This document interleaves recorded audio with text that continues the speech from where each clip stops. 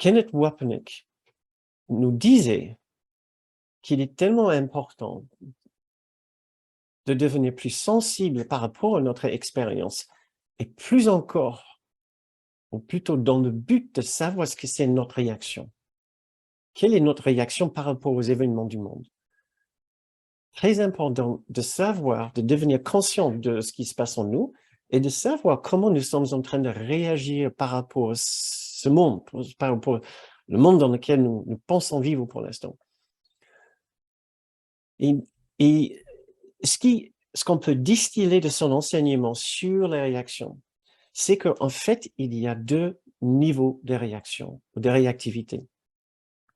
Il y a un premier niveau de réactivité où vous entendez une mauvaise nouvelle à la télé, un crash d'avion ou par rapport à l'économie, l'inflation ou la guerre en Ukraine.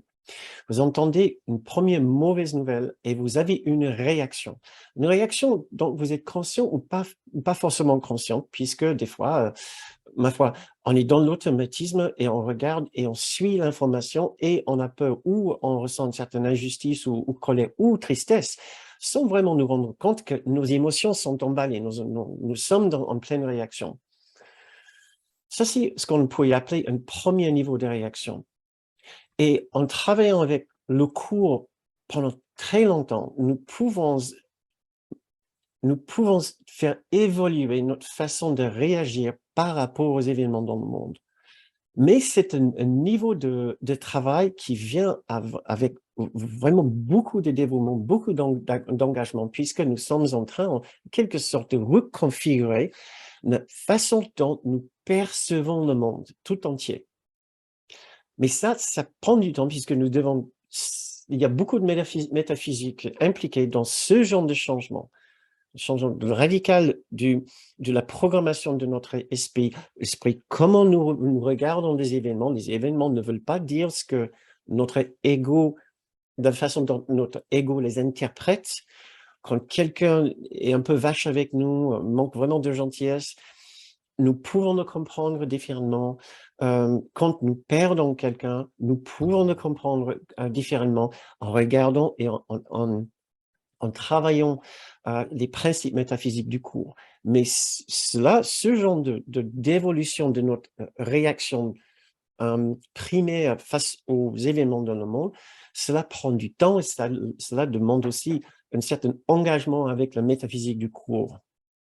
Kenneth nous proposait un autre niveau de travail aussi avec l'esprit, qu'on on pourrait dire est une sorte de travail avec le deuxième niveau de réactivité. Puisque s'il y a ce premier niveau de réactivité, c'est-à-dire colère, j'entends encore une attaque sur des civils en Ukraine, colère, je constate la colère. Quelle est ma réaction par rapport à ma colère? Qu'est-ce que je fais avec ma colère? Là, c'est encore un autre niveau, si vous voulez, plus subtil, mais je crois que c'est encore plus facile à faire un travail sur ce niveau-là, sur notre réaction par rapport à notre réaction, que sur le premier niveau. Puisque, et comme Kenneth nous demande de faire à plusieurs reprises, notre objectif n'est pas de quitter l'esprit juste, qui ressent ce genre de choses, qui ressent de la vulnérabilité, de la sensibilité, de la susceptibilité, qui ressent toute la panoplie d'émotions de l'ego, de peur, de tristesse, de colère, d'agacement, de frustration, d'impatience. Il nous dit, être dans l'esprit juste, c'est être dans l'esprit faux, mais sans le juger. Donc, nous pouvons, dans cette première partie de notre programme, je veux mettre une grande importance sur cette pratique qui est tellement simple et pourtant incroyablement puissante. Si nous maîtrisons bien cette première pratique, de maîtriser comment nous sommes avec nous-mêmes, avec nos réactions, sans peur, nous pouvons ensuite avancer plus loin, à voir comment nous pouvons enfin peut-être changer nos réactions basiques face aux événements du monde. Je ne sais pas si je me fais très clair ici, si je m'explique très bien. J'espère pouvoir vous l'expliquer au fur et à mesure. J'ai commencé à en parler la semaine dernière et je me suis rendu compte à quel point ce principe est véritablement et comment cela, cette première pratique d'accueillir sans jugement et sans peur notre expérience d'esprit faux par rapport au monde, à quel point c'est important et c'est puissant et c'est nécessaire, c'est critique pour pouvoir avancer par la suite. Si nous regardons bien ce qu'il nous disait, être dans notre esprit juste, donc nous pouvons aussi dire être dans un esprit d'amour, un esprit saint. Être dans l'amour, c'est être dans notre esprit faux, ça veut dire avoir l'ensemble des expériences, des émotions et les pensées peu agréables et peu gentilles de notre esprit faux, nous pouvons les avoir. C'est être dans notre colère, notre jalousie, notre sentiment de convoitise, injustice, tristesse, culpabilité, honte, désespoir, déprime. Nous pouvons y être. Il y a une sorte d'autorisation, puisque de toute façon, nous n'allons pas pouvoir changer ceci très rapidement. Cela va vraiment prendre du temps. Mais, sans le juger, qu'est-ce que nous pouvons comprendre aussi par sans le juger? En fait, il disait à l'infini, look with Jesus. Regardez avec Jésus. Regardez avec l'aide de Jésus. Ne lâchez pas la main de Jésus. Donc, si nous pensons, d'un côté, il dit sans jugement, de l'autre, il dit regardez avec Jésus, avec un grand frère puissamment aimant, nous comprenons que dans un premier temps, nous allons tomber dans tous les pièges de l'ego. Nous allons tomber dans tous le revers de l'esprit faux. Toutes ces expériences. Et notre objectif n'est pas d'effacer ça, n'est pas de changer ça, n'est pas de le justifier, n'est pas de l'expliquer. Juste être avec. Stay with it, be with it. Reste avec, sois avec.